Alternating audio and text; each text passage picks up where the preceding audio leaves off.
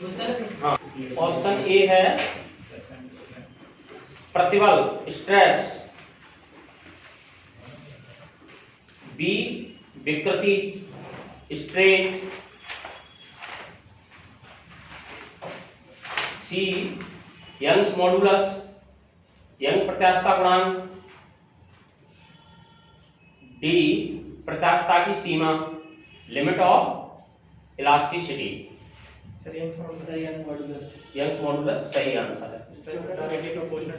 D क्या था? D है प्रत्यास्थता की सीमा मॉडुलस ऑफ इलास्टिसिटी, सी है मॉडुलस ऑफ इलास्टिसिटी और डी है लिमिट ऑफ इलास्टिसिटी। यही क्वेश्चन है ना, इसमें दिया है, इसी चैप्टर में दिया है, ये इसी चैप्टर में दिया है, मतलब ये उसमें जैसे एग्जाम में आएगा ना, हाँ वैसे उसमें दिया भी है। तो दिया है तो ऐसे ही क्वेश्चन आते हैं। हाँ सर ठीक है,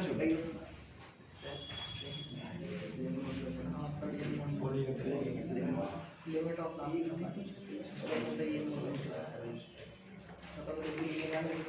देखो जैसे कोई एक वायर है और वो सेम मटेरियल का बना हुआ है और उस पर सेम फोर्स अप्लाई कर रहे हैं, ठीक, सेम मटेरियल का बना हुआ है और सेम फोर्स अप्लाई कर रहे हैं, लेंथ भी सेम है, तो उसकी जो इंक्रीज इन लेंथ है, इंक्रीजिंग लेंथ ये एरिया ऑफ क्रॉस सेक्शन के इनवर्सली प्रोपोर्शनल होती है।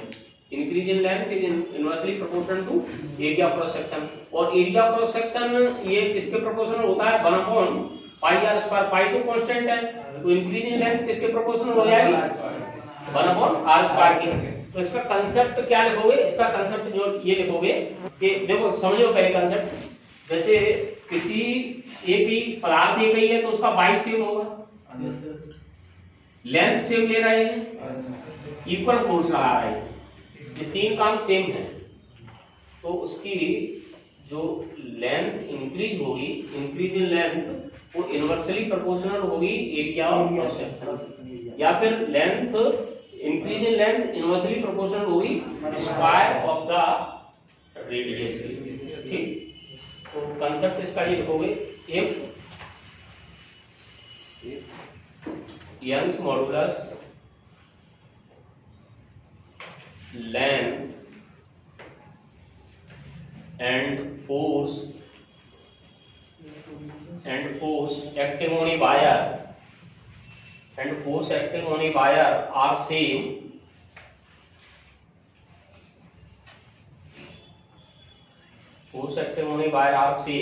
then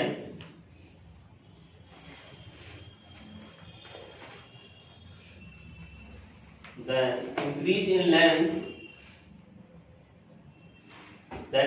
length is inversely proportional to its area of cross section or inversely proportional to square of the radius of the wire। Hindi में लिख लो, यदि young प्रत्यास्थता गुणांक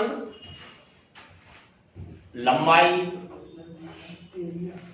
तथा बल समान है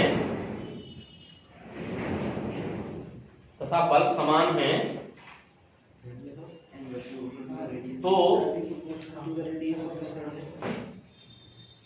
बल समान है तो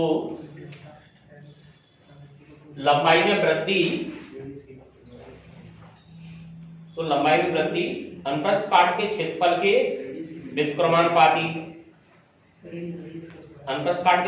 व्युत्क्रमानुपाती या त्रिज्या के वर्ग के व्युत्क्रमानुपाती होती है,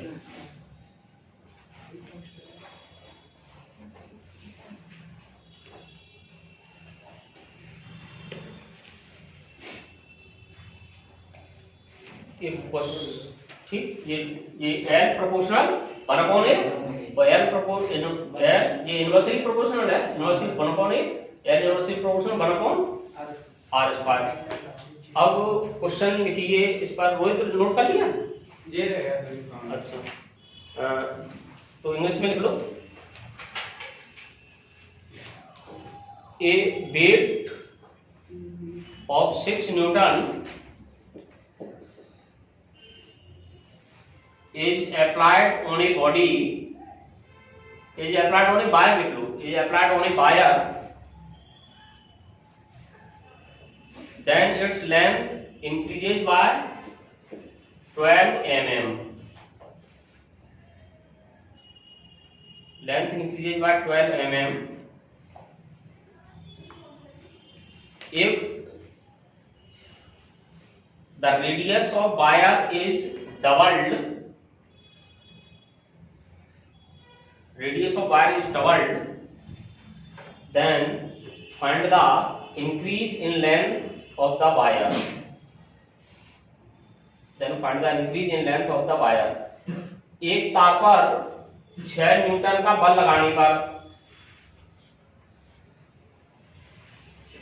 उसकी लंबाई में वृद्धि 12 मिलीमीटर होती है। यदि तार की त्रिज्या दोगुनी कर दी जाए तो लंबाई में वृद्धि कितनी होगी?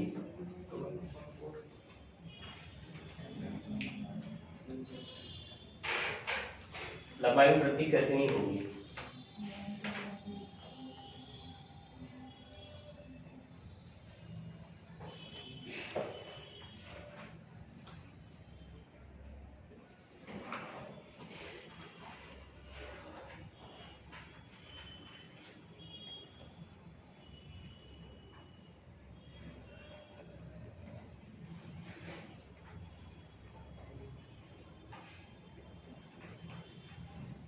रूट 3 का 36 आ रहा। देखो इसमें तुम निकालने में कोई मिस्टेक कर रहे हो। यहाँ पर ये L इनवर्सली प्रोपोर्शनल क्या है? 1/r²। तो इसको ऐसे लिख सकते हो L2/L1 इक्वल टू R1/R2 का होल स्क्वायर। L1 कितनी है? 12 है। R1 कितनी है? 12 है। और इसको कितना करना है? डबल, लेंथ को डबल करना है।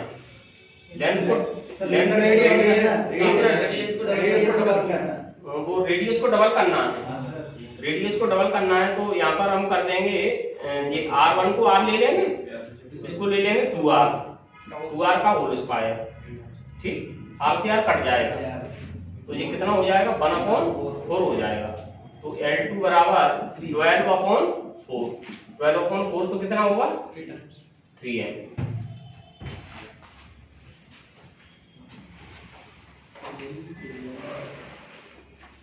जब अगर इसके लिए प्रैक्टिस हुई तो 1 मिनट लगेगा नहीं। देखते जाओ।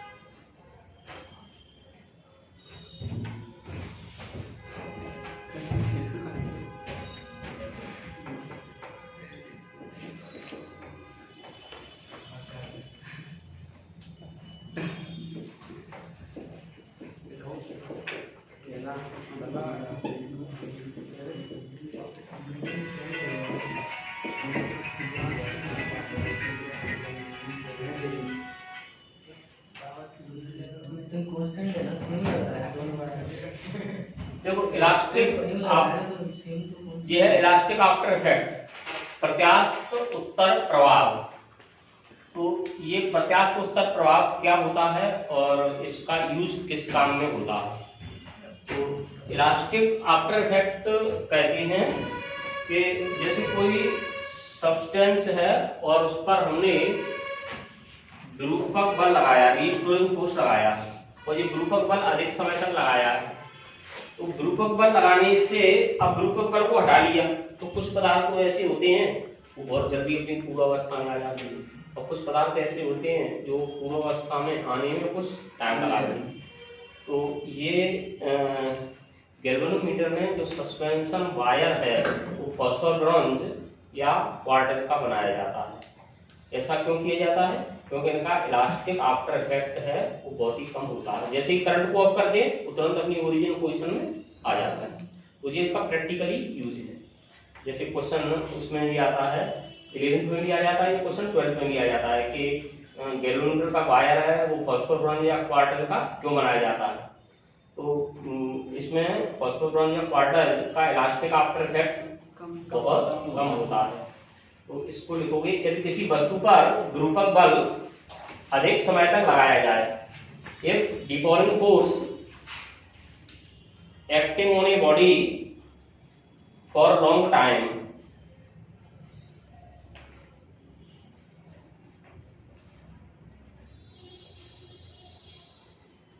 तो विरूपक बल हटाने पर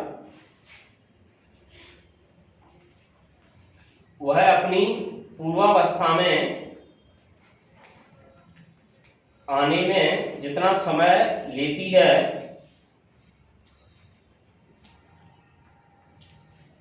उसे प्रत्यास्थ उत्तर प्रभाव कहते हैं। If the deforming force is removed, then the body take time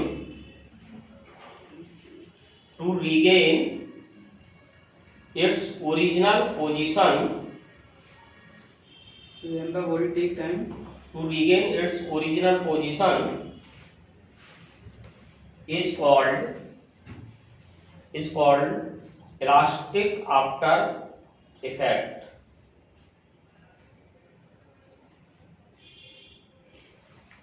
sir original position का क्या? To regain its original position, what it takes time to regain its original position is called elastic after effect. अब इसमें एक question है, which of the following substance does not show elastic after effect? निम्न में कौन सा पदार्थ, which of the following substance does not show elastic after effect? निम्न में कौन सा पदार्थ प्रत्यास्थ उत्तर प्रभाव नहीं दर्शाता? प्रत्यास्थ उत्तर प्रभाव नहीं दर्शाता। ऑप्शन ए है कॉपर,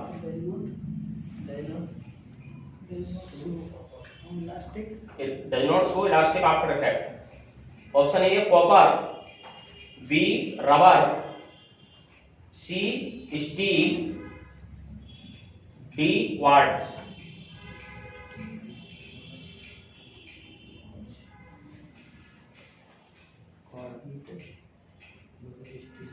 डज नॉट है ना?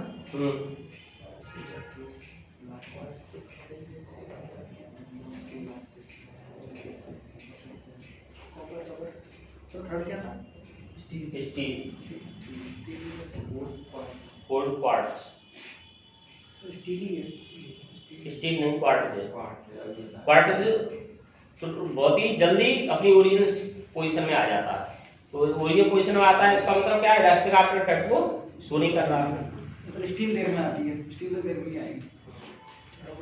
रबर भी सर टाइम लगेगा। रबर देखो ऐसा है कि रबर जो क्वार्ट्ज है वो उसमें ये भी प्रॉपर्टी होना चाहिए कि जो क्वार्ट्ज उसमें यूज किया जाए, फॉस्फोर ब्रॉन्ज का वायर यूज किया जाता है। फॉस्फोर ब्रॉन्ज का वायर उसमें, तो फॉस्फोर ब्रॉन्ज क्या होता है, कंडक्टर भी होता है, और इनमें रबर के कंपैरिजन में क्वार्ट्ज जल्दी आ जाता है। और अब देखिए एक वायर है, एक वायर को तुमने खींचा तो ज्यादा फोर्स लगाओगे तो वायर टूट भी जाएगा, ज्यादा फोर्स लगाओगे तो वायर टूटेगा। तो वायर, इसको कहेंगे ब्रेकिंग फोर्स, कहेंगे ब्रेकिंग फोर्स कहलाएगा जी, जिस फोर्स पर वायर टूट जाता है। तो ब्रेकिंग फोर्स और वायर की रेडियस, इसमें क्या रिलेशन होता है? जैसे बड़े बड़े क्रेन हैं, तो बड़ी बड़ी क्रेन की वायर मोटी होती है, तो ब्रेकिंग फोर्स और इसमें ब्रेकिंग फोर्स और रेडियस, इसमें रिलेशन होता है F इज डायरेक्टली प्रोपोर्शनल होता है किसके? स्क्वायर ऑफ रेडियस के। F को क्या कहते हैं? Breaking force. तो ये कंसेप्ट इसका ये है, the breaking force is directly proportional to the square of the radius. त्रुटन बल हिंदी में लिखोगे, त्रुटन बल त्रिज्या के वर्ग के अनुक्रमानुपाती होता है। The breaking force is directly proportional to square of the radius of the wire. Square of the radius of the wire.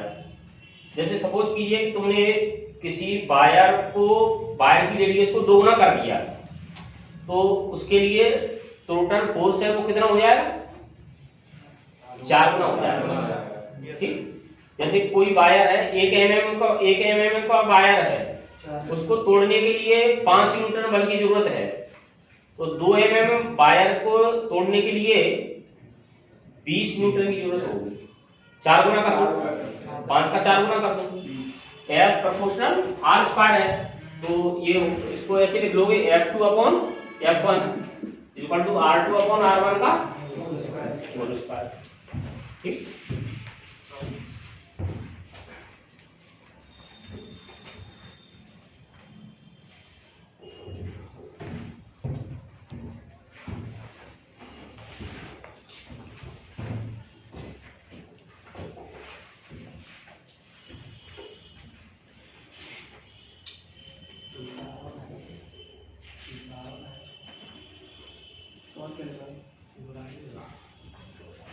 भाई जाएगी तो बोलना ही होती नहीं।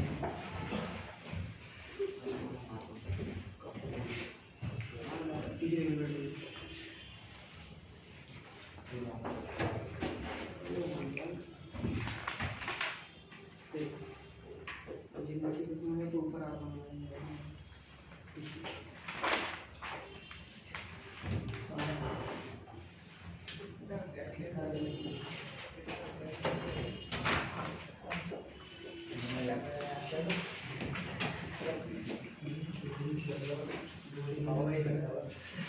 देखो energy stored by volume of the wire. जैसे मान लीजिए कि इसको ऐसे कहेंगे, energy stored by volume of a wire किसी तार के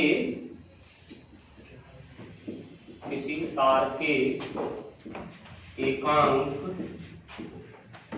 आयतन में संचित ऊर्जा। जैसे मान लो एक वायर है और उस पर अभी हमने कोई फोर्स नहीं लगाया, उसकी लेंथ है कितनी? उसकी लेंथ L है।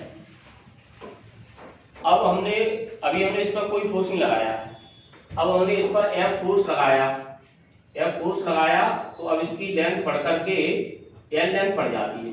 तो L लेंथ एकदम नहीं बढ़ जाएगी, धीरे धीरे बढ़ेगी। जैसे मान लो 1 सेंटीमीटर की बढ़ रही है, तो पहले 1 मिलीमीटर बढ़ेगी, 2 मिलीमीटर बढ़ेगी। एवरेज इस पर जो पहले फोर्स लगाया जाएगा वो फोर्स कैसा होगा? कम। और फिर जैसे जैसे लेंथ बढ़ती जाएगी तो फोर्स भी बढ़ता जाएगा। तो इनिशियल फोर्स जो एवरेज फोर्स होगा, एवरेज फोर्स 0 प्लस F/2, तो एवरेज फोर्स कितना हो गया? F/2 हो गया एवरेज फोर्स। ठीक, और इसकी लेंथ कितनी बढ़ गई है? L। वर्क डन क्या होता है? Force into displacement. तो वर्क डन हो जाएगा 1/2 F इनटू L। ये वर्क डन हो गया। अब सपोज कीजिए कि वायर, ये तो वर्क डन के लिए फार्मूला हो गया। ठीक, अगर वर्क डन का आता है तो इस वाले फार्मूले को यूज कर लेंगे। अब इसी फार्मूले को हम ऐसे लिख सकते हैं, कैसे?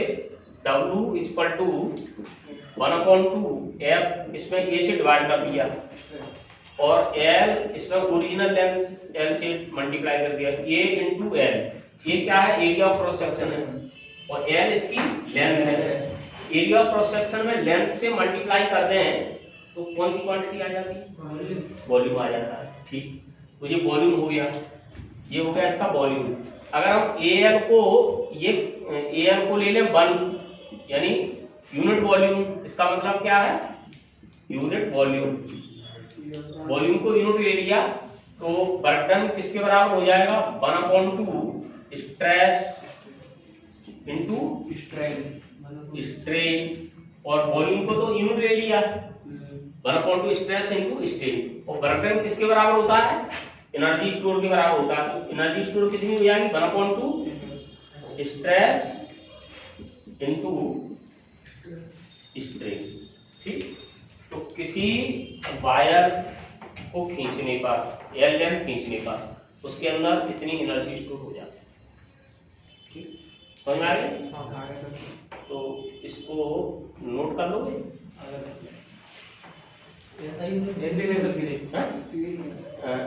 वैसे समझ में तो आ गया है। इसकी जगह स्ट्रेस की जगह यहाँ पर प्रतिबल लिख लेना और इसकी जगह यहाँ पर विकृति लिख लेना, प्रतिबल, और यहाँ पर लिख लोगे विकृति, और symbol as they are usual meaning, symbol का वही है जो अभी हम लिखवाएंगे तो 5 मिनट और पड़ जाएंगे। Sir L sir change in length, L है स्मॉल एल है इंक्रीज इन लेंथ और कैपिटल एल है ओरिजिनल लेंथ।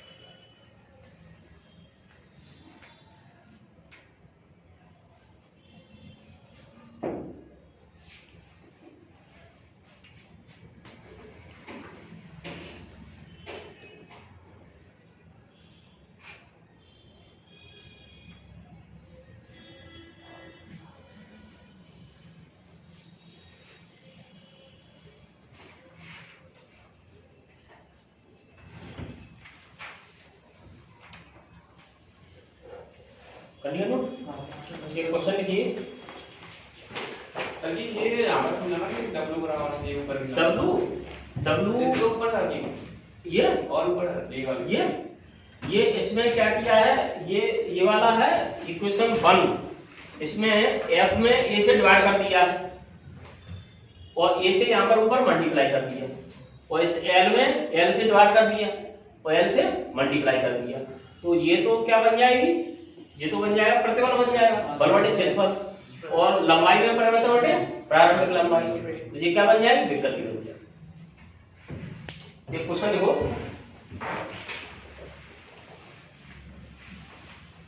N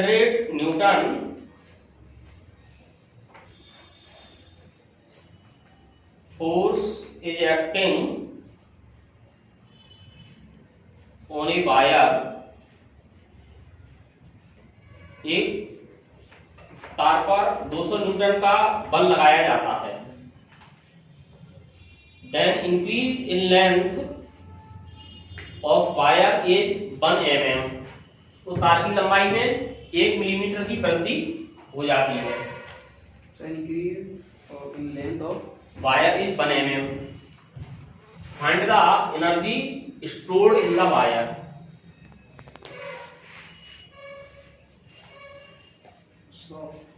लंबाई इंक्रीज हो जाती है, लंबाई 1 mm, 1 मिलीमीटर बढ़ जाती है। और बोला तो क्या है, तो तार में संचित स्थितिज ऊर्जा कितनी होगी, 100 100 आधी आदि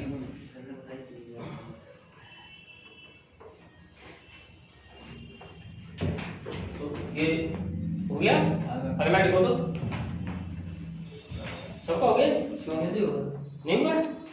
एक बार तो फिर इसमें देखो फोर्स कितना लगाया गया है 200 न्यूटन 200 न्यूटन फोर्स लगाया गया है और लेंथ कितनी बड़ी है 1 mm लेंथ बड़ी है। 1 mm को मीटर में चेंज करेंगे 10 टू पावर 3 से मल्टीप्लाई कर देंगे तो ये जो इसके अंदर एनर्जी स्टोर होगी वो किसके बराबर होगी वर्क डन के बराबर होगी। वर्क डन कितना होता है 1/2 F * है तो वर्क डन W बराबर 1/2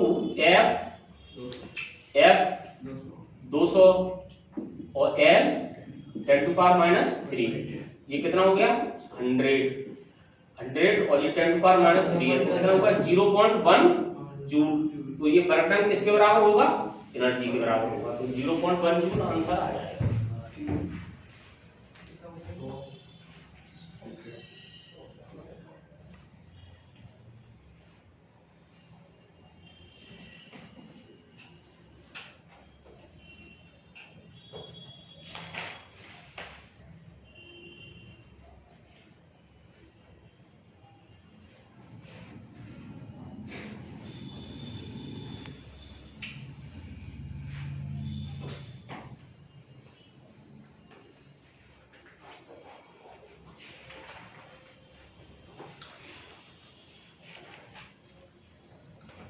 एक और क्वेश्चन लिखिए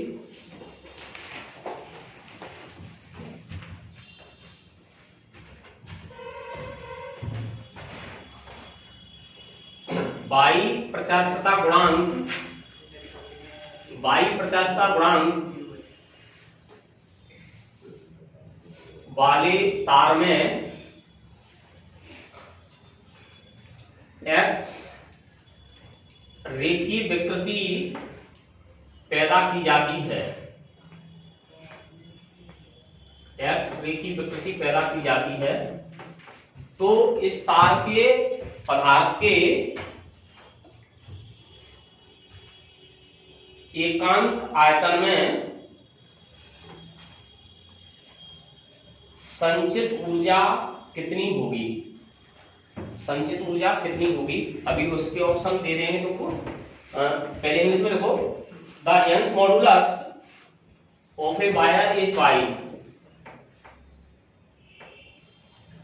and longitudinal strain produced in it is x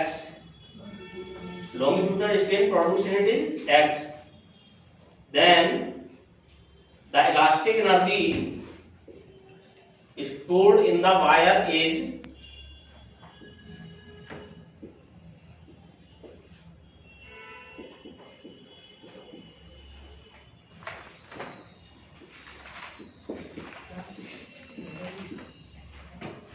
ये ऑप्शन दिए गए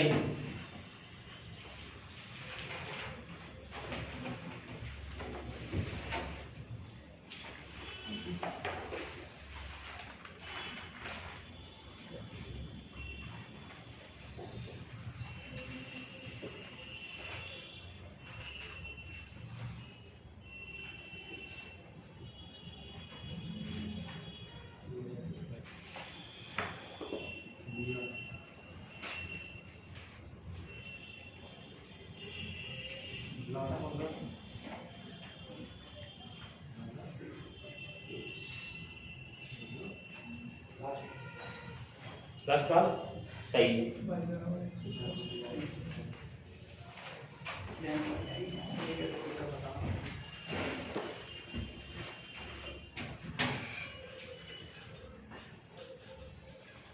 तो ये इलास्टिक एनर्जी कितनी स्टोर होती है 1/2 stress into strain young stress into strain होती है U = 1/2 स्ट्रेस इनटू स्ट्रेन। अब इसमें y क्या है यंग्स मॉडुलस है।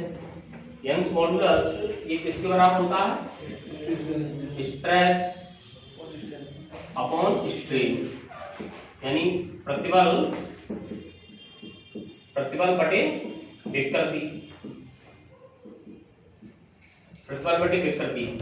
तो प्रतिबल इसमें विकृति कितनी होती है x, तो प्रतिबल आ गया कितना y इंटू एक्स। प्रतिबल यहां से या स्ट्रेस प्रतिबल आ जाएगा, प्रतिबल या स्ट्रेस किसके बराबर हो गया y इंटू एक्स के बराबर। अब फॉर्मूले में रख देंगे 1/2, स्ट्रेस की जगह क्या रखेंगे y(x) और स्ट्रेन की जगह क्या रखेंगे x, तो 1/2 y(x). रोहित बोलो कहां दिक्कत है? समझा रहे थे एक बार y बराबर क्या होता है प्रतिबल बटे विकृति। प्रतिबल और विकृति कितनी है x, तो ये y दिया हुआ है तो प्रतिबल बराबर किसके होगा y इंटू एक्स के। अब फार्मूले में रख दो 1/2 प्रतिबल इंटू विकृति। क्यों भाई? ठीक है, समझ में आया कि नहीं? आ गया।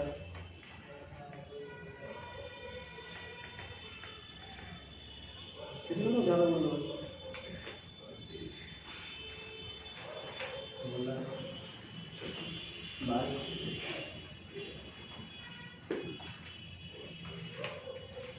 उत्तर छोटा है तो ज्यादा क्यों बोलो? जी पीछे चला रहा है। उत्तर तो छोटा होता है, ज्यादा बोलने की जरूरत ही नहीं। दूसरे नहीं सर, इसकी कह रहा हूँ मैं, पीछे चलाया बोलने में एक्स्ट्रा।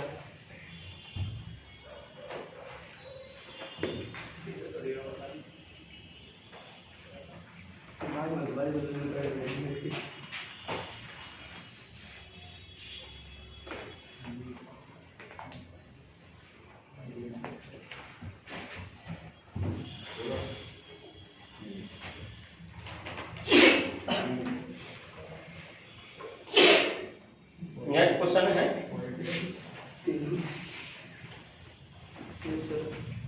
एक ही पदार्थ के बने दो तारों की लंबाइयां समान हैं।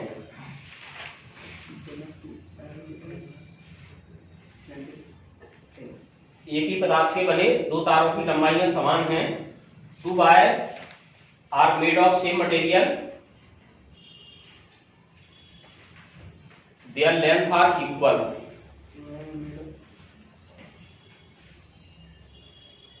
The diameter of second wire, same material का क्या same material length है। The diameter of second wire is double of the first wire. दूसरे तार का व्यास पहले तार से 2 गुना है। पहले तार से 2 गुना है। दूसरे तार का व्यास, शुरू से बोल दो। Two wires are made of same material and of same length. The diameter of second wire is double of the first wire. दूसरे तार का व्यास पहले तार के व्यास से 2 गुना है।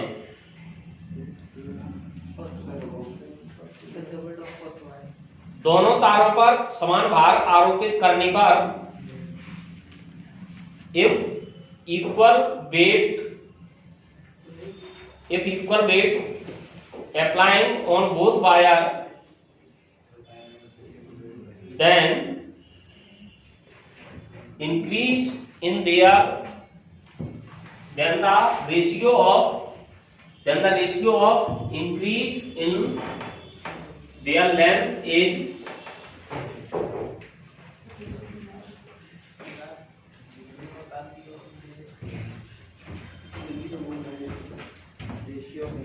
increase in length is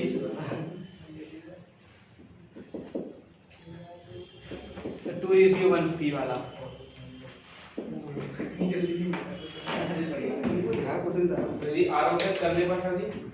आरोपित करने पर उनकी लंबाइयों में वृद्धि का अनुपात होगा। उनकी लंबाइयों में वृद्धि का अनुपात होगा।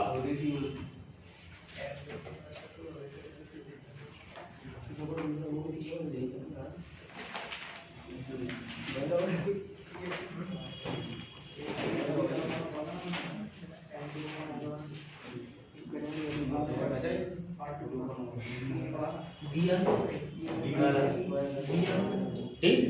सही है, डी वाला सही है, डी। सर बी होगा डी होगा?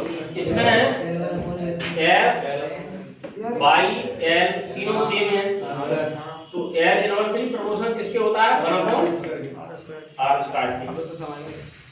अब L1 upon L2 equal to R2 upon R रखा होल स्क्वायर। ये R2 सेकंड वायर है, उसकी रेडियस कितनी दी हुई है? 2R1 है। L1 अपॉन L2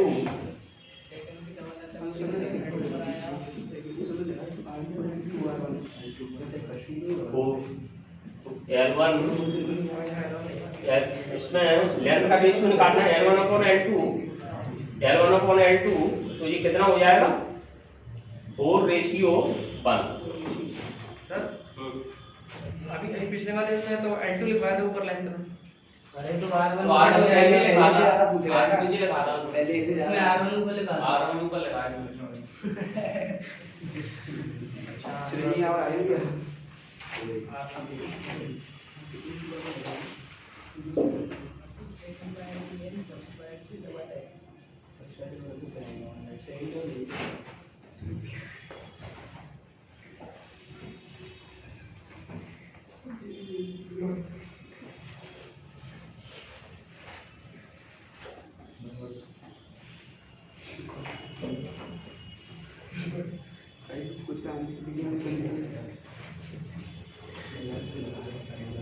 ठीक है जी। तो देखो ये गैसों में इलास्टिसिटी दो तरह की होती है। एक तो होती है आइसोथर्मल, एक होती है एडियाबैटिक। ठीक, हिंदी में समतापी प्रत्यास्थता और रुद्रोष्म प्रत्यास्थता। तो एक हेडिंग डालेंगे इलास्टिसिटी इन गैसेस।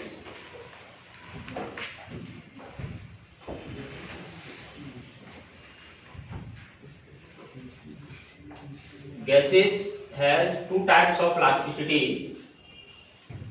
गैसों में दो प्रकार की प्रत्यास्थता होती है।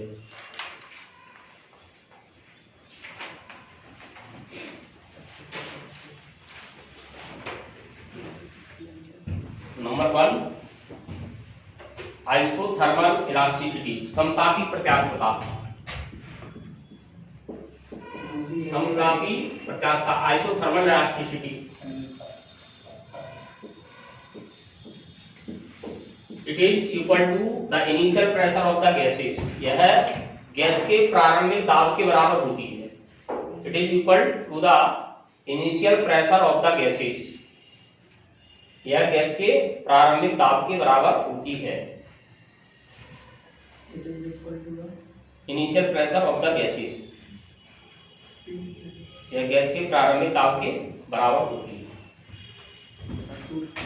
नंबर 2 है रुद्रोष्म प्रत्यास्थता। रुद्रोष्म प्रत्यास्थता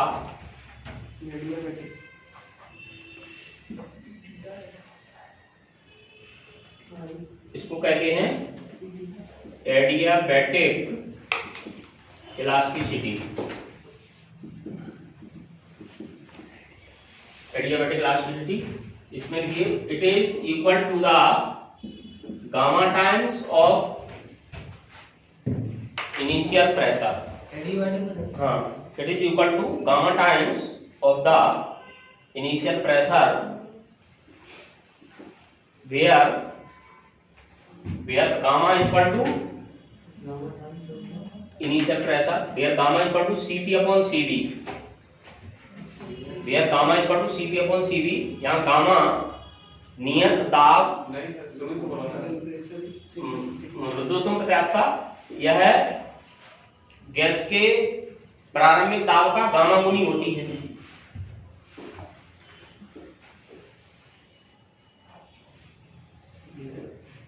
गैस के दाब का प्रारंभिक दाब का गामा गुनी होती है। Where gamma equal to Cp upon Cv। Cp क्या है? Specific heat at constant pressure, और Cv क्या है? Specific heat at constant volume. ठीक, Cp अपॉन Cv है। तो हमारी आवाज तुम्हारे कानों तक जा रही है। ये कौन सा चेंज है? ये आइसोथर्मल है कि एडियाबैटिक है?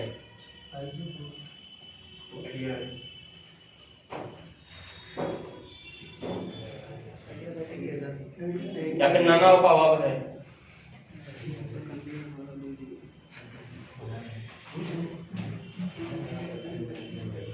पता है कंफर्म? नहीं पता?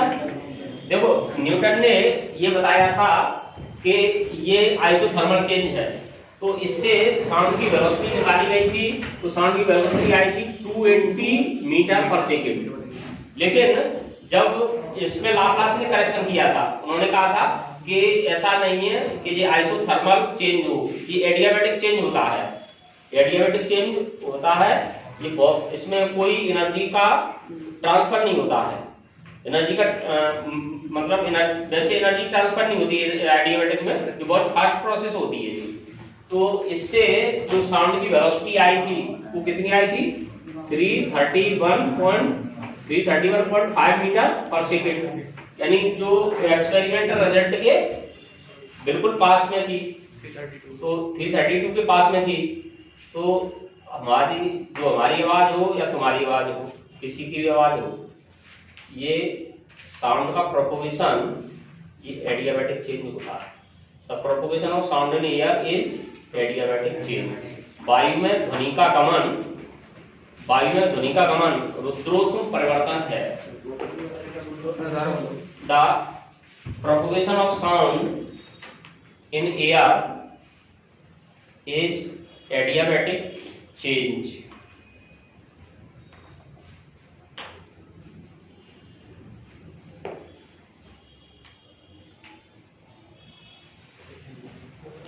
Adiabatic change.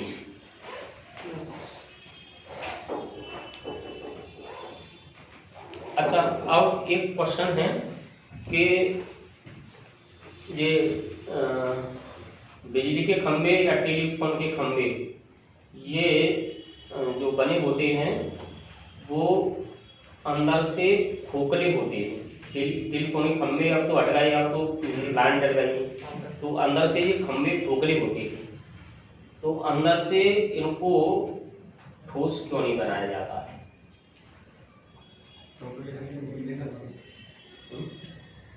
जब इसका रीजन ये है कि सेम मटेरियल और सेम मास की दो शाफ्ट हैं, एक तो है ठोस और एक है खोखली। तो जो खोखली सॉफ्ट होती है उसको ट्विस्टिंग करने में, यानी उसको ऐंठने में अधिक कार्य करना पड़ता है। तो खोखली सॉफ्ट है तो ठोस सॉफ्ट की अपेक्षा अधिक मजबूत होती है, लेकिन उसके मास और वो सेम होना चाहिए, मटेरियल और मास सेम होना चाहिए। तो इसका कंसेप्ट कैसे लिखोगे? समान पदार्थ तथा समान द्रव्यमान, समान पदार्थ तथा समान द्रव्यमान की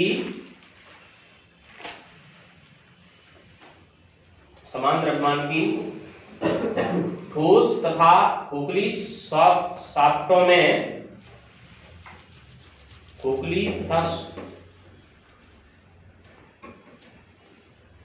ठोस शाफ्टों में खोखली सॉफ्ट अधिक मजबूत होती है। टू सॉफ्ट, देखो इंग्लिश में two shaft are made of same material and of same mass, one is hollow same material and same mass, one is hollow and one is solid, then hollow soft